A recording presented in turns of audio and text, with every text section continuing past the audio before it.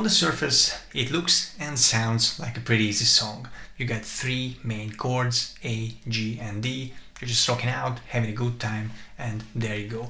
Well, not so fast, because first of all, that dotted 8th rhythm you got to play is a little bit more tricky than, well, as at least I first thought. And as you very well know, I'm not a walking human metronome, but there's something extra tricky in this with this drum groove, you know, to keep it in time. And then the other thing is, even though I know the chords, I'm not quite sure how to play them, in which position or, you know, which configuration, how to play them basically. Yeah, and I'm usually pretty sure when I make a video, but in this case I'm not. So I've thrown out my ideas. I'm going to show you a couple of ways I think could be it, and hopefully, you know, together we can you know, decode or understand this song or demystify. Anyway, you know, guys, I always like you chiming in the comments, and you know, this channel is about collaborative learning. So, like I said, the chords are A, G and D, but I don't think you would play a big G chord like this. More like, you know, just you know, maybe like a diet of the you know, just a double stub. And one thing I'm, well, relatively certain is that you know, let me put it this way. I think it sounds better with upstrokes rather than downstrokes, because it gives a little bit of a brightness and more emphasis to the A and the G, and sometimes the D note as well. And then what I'm certain is that it's most likely open chords, not closed position, you know, these are power chords. So the open chords sound a little bit more open, and yeah, no pun intended there. So my basic way of playing is basically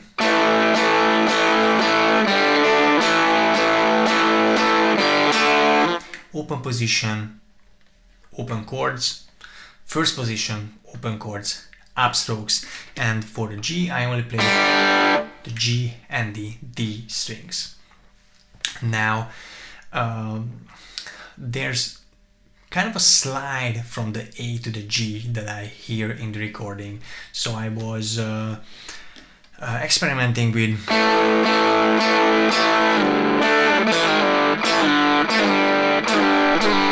and it's not apparent like that, but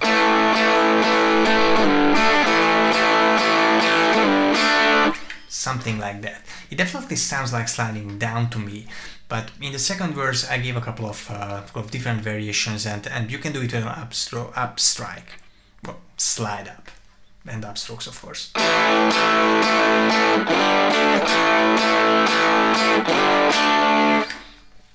And for the longest time I played it like this, but the G doesn't sound right here. It's more that open position G to me. Surprisingly, Blackmore like to play open chords, so that's always a good start to, you know, looking around. And then, you know, if you play it like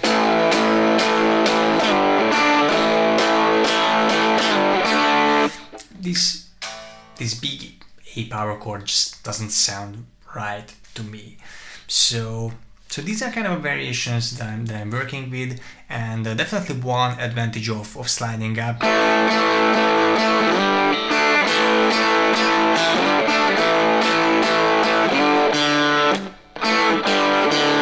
You can kind of play the D in a lower register, and sometimes I think the bass plays it, and later in the song I kind of feel that maybe Blackmore even plays, you know, this lower, basically, you know, A and the D string. It's like an octave lower than the double stop. And then we go to E, D and A.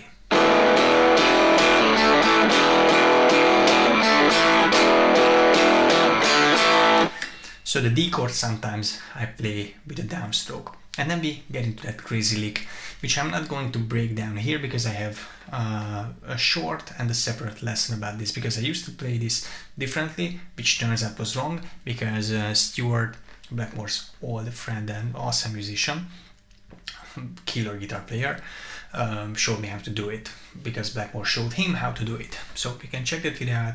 If I don't forget, I'm gonna put the link up here. And there's basically one more thing during the middle eight or bridge, and also during the or behind the organ solo. We are backing up the progression of. So it's basically around the B power chord, so B, and then you hear a walk up, or so just walk up from a 2 frets away, so 1 whole tone away, or a 1.5 tone away, so 3 frets basically. And you're also jumping up to E, or you can also do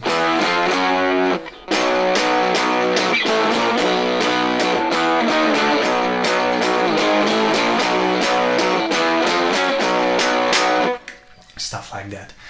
And I don't think it's really thought out. Blackmore just plays whatever. And then there's the matter of the solo, which I originally didn't want to cover, because, you know, half of it is actual guitar playing, you know, the other half of it is just, you know, causing mayhem and, you know, being chaotic and just rocking out, doing a bunch of stuff, maybe using a mic stand to slide up and down. I'm not sure. I haven't figured that out.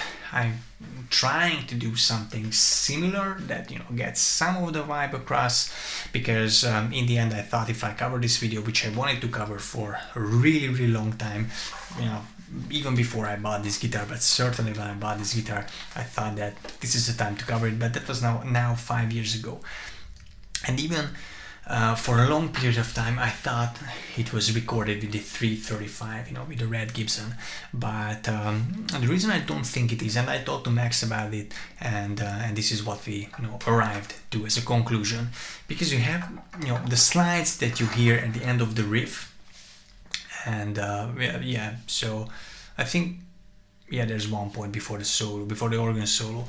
Anyway, whenever you can hear the tremolo, you can hear that's a Strat tremolo, not a Bixby. Now, it is, I guess, feasible to think that Blackmore recorded those parts with a Strat, but the general backing track is the 335, but it doesn't quite sound like a humbucker with fuzz to me, because I'm pretty much certain it's a fuzz pedal. I don't know which one it is. I'm using the Mythos Gold and Fleece. I don't think I got the sound right.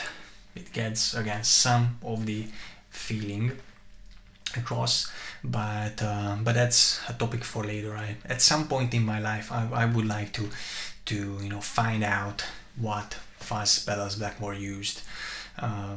Anyway, so the point is that I thought that if I cover this song and don't cover the solo, people will be disappointed and they will ask for it.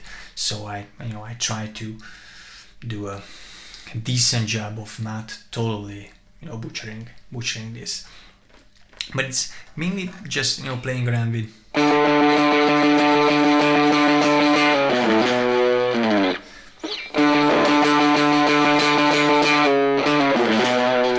so you're starting from a D note,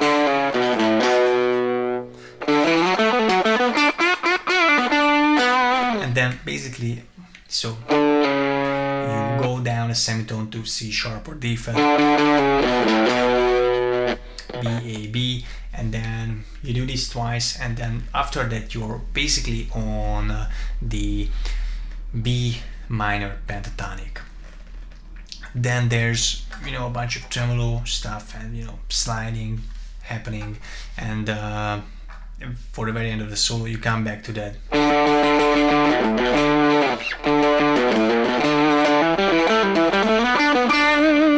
And here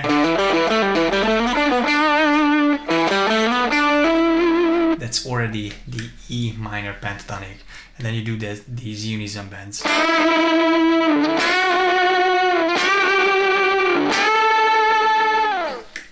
and I didn't break out my wah pedal for that you know, wah stuff in the end.